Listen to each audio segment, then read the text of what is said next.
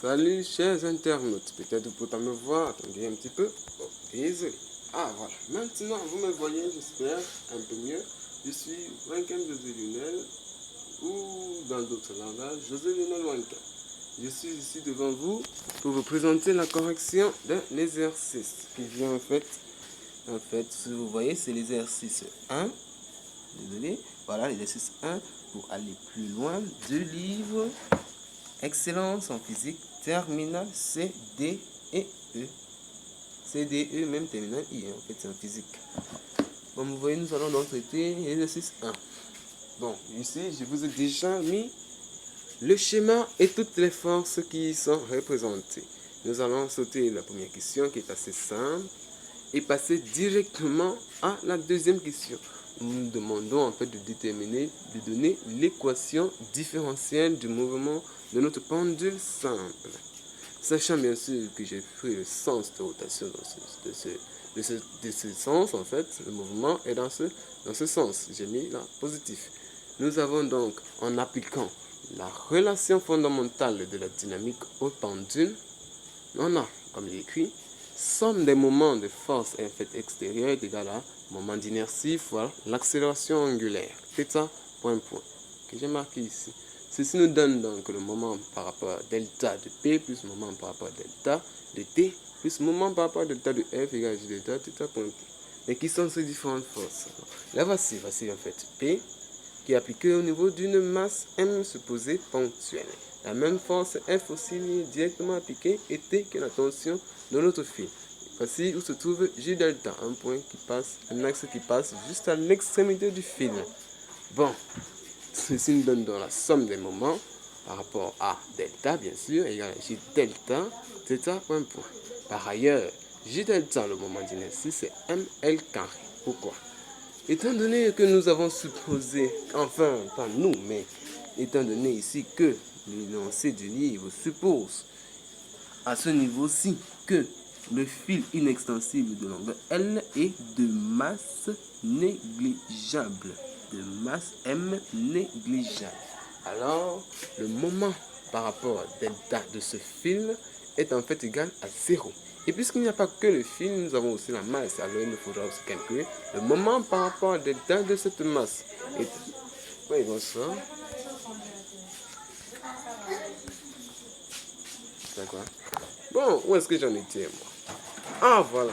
Donc, nous avons aussi la force F, qui est la force de Coulomb, ou la force électrostatique. Et la tension T, qui est celle de la corde, en fait. Donc, le moment du poids, supposé ponctué ici, un petit point, si vous le voyez, est en fait égal à sa masse multipliée par la distance qui le sépare de l'axe de rotation et le vent carré, ce qui nous donne M L carré. On a donc moins PL sinus θ plus 0 plus FN sinus θ égale à ML carré, accélération angulaire θ, point. Sachant bien sûr que le moment est égal à la force multipliée par la distance qui le sépare de l'axe.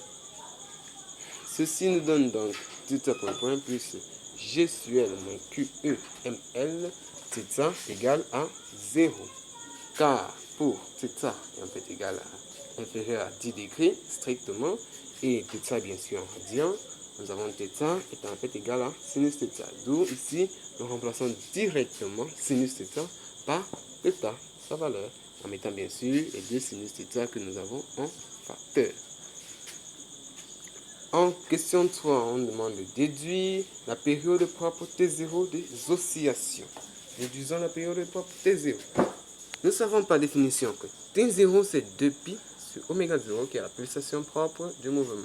Et oméga 0 c'est en fait la racine carrée de mg moins QE sur ml. En fait c'est la racine carrée de ce produit-ci qui est en fait le coefficient du deuxième terme de l'équation différentielle. Donc on obtient T0 et 2π racine carrée de ml sur mg moins QE. Sachant bien sûr que pour obtenir ceci, nous avons multiplié G et L par M de tous les côtés pour pouvoir mettre au même dénominateur. Ce qui nous donne mg moins QE sur ML. Vous voyez bien, si nous divisons ici, ça donne G sur L sans problème. Et par inverse, on obtient ML sur MG moins QE fois 2pi, bien sûr. Ceci nous donne la période T0 qui est ainsi faite. Le 2 de notre question est en fait de compléter un tableau. Nous avons ici l'énergie, nous avons en fait ici là pas l'énergie, mais plutôt la force électrique. Le champ électrique E qui est en exposant 10,4 volts par mètre, bien sûr, et l'inverse du carré de la période propre de chaque oscillation. Et pour chaque valeur, nous avons réussi à compléter le tableau très simplement parce que, en fait, nous avons ici, d'après le livre, une période T. T étant ici une période, la durée T de 20 oscillations consécutives. Ainsi, pour T vaut par exemple 20,30, nous avons tout simplement T0 égale à 1/20 de notre T que nous avons, que le livre suggère. Ainsi, pour T0, enfin, pour T, notre petit T égale à 20,30 secondes, T0 est juste en fait l'inverse de 20,30 secondes. Et si nous faisons aussi son inverse T0, on obtiendra 1 sur T0, ça va juste égal à 20,30. Et si on multiplie au carré, ça fait 1 sur T0 au carré, c'est 20,30. On fait au carré. Tout ceci nous donne un petit calcul et on multiplie tout le résultat par 10 exposant moins 2. On obtient 0,97 pour la première valeur. Ainsi, au fur et à mesure que nous ferons les calculs, nous pourrons consécutivement remplir chaque case pour chaque valeur ainsi demandée et donnée. Puis, nous pouvons construire par la suite le graphe qui est l'inverse de la période carrée en fonction de E.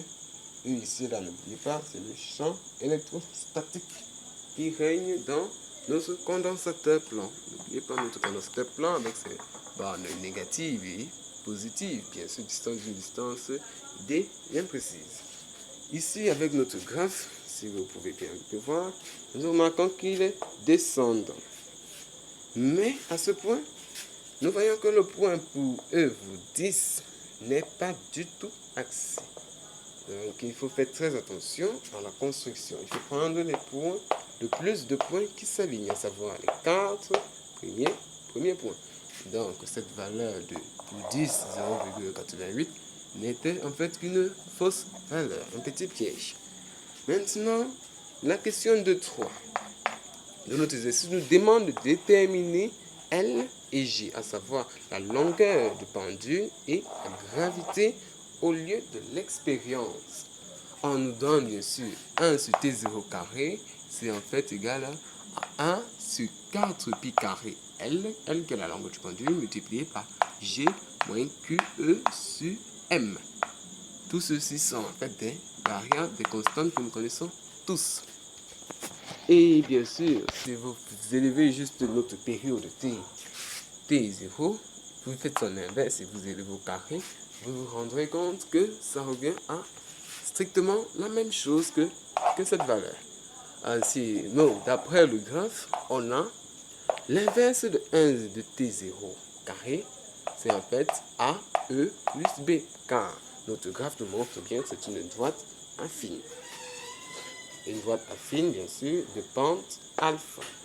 Ainsi, nous sachant que notre courbe est décroissante, la pente c'est moins la tangente de l'angle alpha qui va faire moins 0,97 moins 0,92 fois 10 exposant moins 2 sur 7 moins 2 fois 10 exposant 4.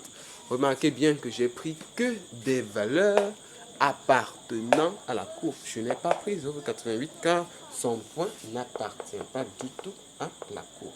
Le prendre serait synonyme d'une destruction complète de notre exercice.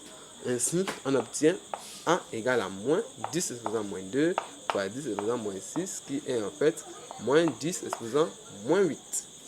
Pour E, donc, maintenant, par la suite, pour E vaut 7 fois 10 exposant 4, donc pour cette valeur extrême-ci, sans prendre la dernière, cette valeur-ci, n'oubliez pas, 7 fois 10 exposant 4, on a, pour E vaut 10, on a 1 sur T0 carré, en fait, égal à 0,92 fois 10 exposant moins 2. Il ne faut jamais oublier toutes les unités.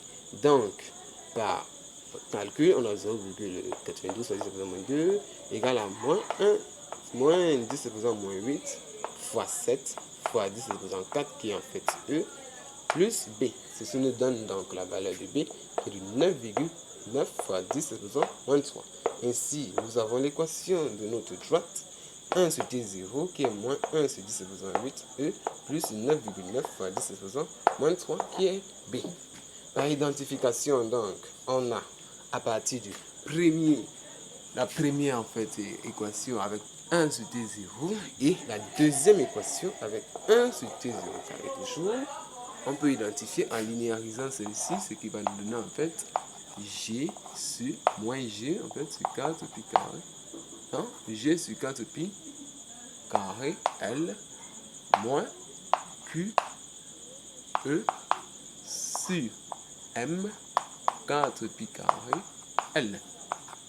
Si nous linéarisons ici, nous pouvons ici très facilement identifier donc moins Q sur 4 pi carré L fois M multiplié par E égale en fait à E. Nous prenons tous les thèmes qui possèdent les E, nous les mettons ensemble. Comme vous pouvez voir, ils ont tous E. Et au deuxième niveau, nous avons donc G sur 4 pi carré L égale à B, car c'est le seul thème qui ne possède pas E. Nous prenons ceci comme une deuxième équation et là comme la première. Là, en fait, c'est la première équation. Si nous venons continuer par ici, s'il vous plaît. La première équation nous donne donc Q égale à la pente fois pi carré fois L fois M multiplié par 4. Donc, L, c'est en fait Q qui est la charge de notre petite masse multiplié par la pente fois 4 pi carré sur M. Nous supposons bien sûr, nous avons supposé par la suite de l'énoncé que pi carré était en fait égal à 10. N'oubliez pas, c'est que l'énoncé suppose pi carré égale à 10. Donc par l'application numérique, nous avons L égale à 2 fois 10 exposant moins 8 fois sur 10 exposant moins 8 fois 40 fois 2 fois 10 exposant moins 3. Ce qui nous donne 10 au carré divisé par 4. On obtient donc la longueur 25 mètres. Donc comme vous pouvez le voir, ce fil en fait est long de 25 mètres. Maintenant, si nous venons sur le 2, la deuxième équation que nous avons obtenue plus loin, on obtient G par application numérique égale à 9,9 fois 10 exposant moins 3 fois 4 pi carré qui fait 40 fois L qui est ici 25 mètres. Donc là, 25.